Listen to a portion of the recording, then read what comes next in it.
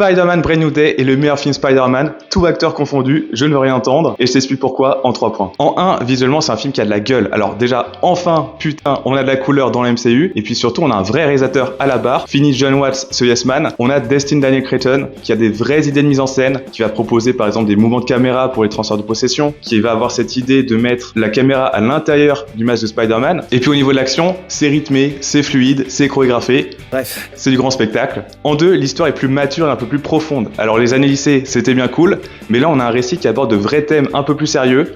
La différence, l'identité, la question de l'acceptation de la perte ou du changement. Et je vois un vrai parallèle à faire avec le film Thunderbolts, que ce soit pour l'antagoniste ou pour ce héros complètement déprimé et seul. D'ailleurs, mention à Tom Holland qui livre sans doute sa meilleure performance en tant que Spider-Man et peut-être en tant qu'acteur tout court. Et puis en 3, c'est un film qui est super bien équilibré. Alors ça reste le MCU, il y a du fanservice, mais sans être trop lourd. Et puis surtout, c'est un film qui va alterner les moments d'émotion. Alors je pense à ces retrouvailles entre MJ, Peter et Ned, qui va alterner les moments assez dark aussi, assez âpres, assez violents, mais aussi les moments d'humour, parce que Spider-Man reste un héros assez malicieux, et puis l'alchimie entre lui et The Punisher marche super bien. Bref, vous l'aurez compris, je suis pas original, j'ai adoré le film, n'hésite pas à donner ton avis en commentaire.